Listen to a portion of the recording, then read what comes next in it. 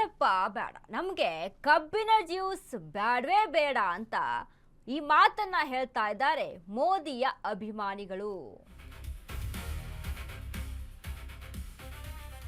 ಈ ಕಬ್ಬಿನ ಜ್ಯೂಸ್ ಬೇಡವೇ ಬೇಡ ಅಂತ ಇದ್ದಾರೆ ಮೋದಿ ಫ್ಯಾನ್ಸ್. ಯಾಕೆ? ದೇಶವೇ ದಂಗಾಗೋ ಸಮೀಕ್ಷೆ ಮಾಡಿಸಿ ಸಿ ವೋಟರ್ ಸರ್ವೆ ಕಂಡು ಶಾಕ್ ಆಗಿದೆ ಇಡೀ ದೇಶ. ಮೋದಿ ಅಮಿತ್ ಶಾ ಕೂಡ ಸರ್ವೆ ಕಂಡು ದಂಗಾಗಿದ್ದಾರೆ.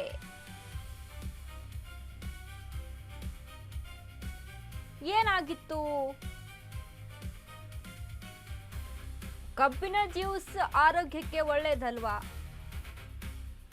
ಕಬ್ಬಿನ ಹಾಲನ್ನ ಕುಡಿಬೇಕು ಅಂತ ಹೇಳ್ತಾರೆ, ಹೆಲ್ತ್ಗೆ ತುಂಬಾ ಒಳ್ಳೇದು ಅಂತ ಹೇಳ್ತಾರೆ. ಬಟ್ ಇಲ್ಲಿ ಯಾಕೆ ಬೇಡ ಅಂತಾರೆ? ಆ ಸರ್ವೆಯಲ್ಲಿ ಕಂಡು ಬಂದಂಥದ್ದೇನು? ಇಡೀ ದೇಶವೇ ದಂಗಾಗಬೇಕು ಅಂತ ಅಂದ್ರೆ ಅಂತ ಅಂಶ ಏನ್ ಅಡಗಿದೆ? ಮೋದಿ ಅಮಿತ್ ಶಾ ಕೂಡ ಈ ಸರ್ವೆಯನ್ನ ಕಂಡು ದಂಗಾಗಿದ್ದಾರೆ. ಸಮಸ್ಯೆ ಏನು? ಕಬ್ಬಿನ ಜ್ಯೂಸ್ ಯಾಕ್ರಿ ಬೇಡ? ಕಬ್ಬು ಅಂತ ಅಂದ್ರೆ ಒಳ್ಳೆ ಪೌಷ್ಟಿಕಾಂಶ ಇರುವಂಥದ್ದು. ಸೊ ಹಾಗಾಗಿ ಎಷ್ಟೋ ಜನ ಅದನ್ನ ಕಬ್ಬನ್ನ ಹಂಗೆ ತಿಂತಾರೆ, ಹಂಗೆ ಸೇವಿಸ್ತಿದ್ರು. ಬಟ್ ಇಲ್ಲಿ ಕಬ್ಬಿನ ಬಗ್ಗೆ ಬಂದಿಲ್ಲ, ಕಬ್ಬಿನ ಜ್ಯೂಸ್ ಬಗ್ಗೆ. ವಾಯ್? ಯಾಕೆ? ಯಾವ ಕಾರಣಕ್ಕೆ? ಅಂಥದ್ದೇನು ಅಂಶ ಇರುತ್ತೆ ಅದರಲ್ಲಿ? ಕುಡಿದ್ರೆ ಏನಾದರೂ ಸಮಸ್ಯೆ ಆಗುತ್ತಾ ಕಬ್ಬಿನ ಜ್ಯೂಸನ್ನ?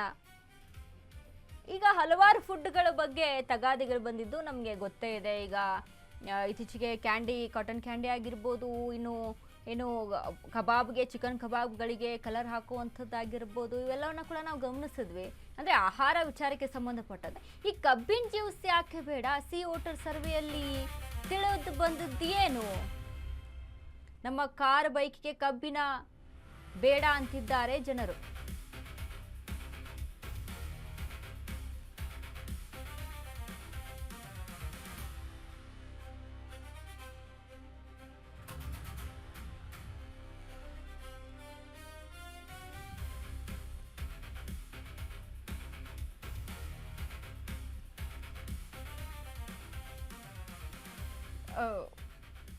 ಕಡಿಮೆ ಬೆಲೆಗೆ ಮಾರಿದ್ರೆ ಓಕೆ ಅಂದ್ರು 40.8% ಜನ.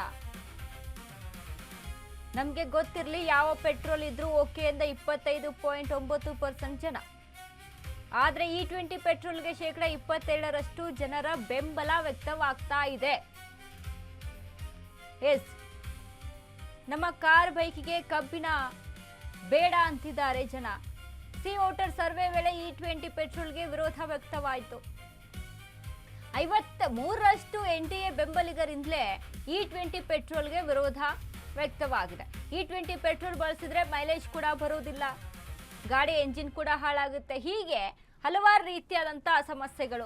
ಬಟ್ E20ಯಲ್ಲಿ ಎಥೆನಾಲ್ ಅನ್ನ ಜಾಸ್ತಿ ಬಳಸಲಾಗಿರುತ್ತೆ ಅನ್ನುವಂಥ ವಿಚಾರಕ್ಕೆ ಸಂಬಂಧಪಟ್ಟಂತೆ ಒಂದಿಷ್ಟು ಚರ್ಚೆ ಆಗ್ತಾ ಇದೆ. ಈಗಿನ ಹೊಸ ಮಾಡೆಲ್ ವೆಹಿಕಲ್ಸ್ಗಳಿಗೆ E20 ಪೆಟ್ರೋಲ್ ಒಗ್ಗಿಕೊಳ್ಳುತ್ತೆ, ಓಕೆ.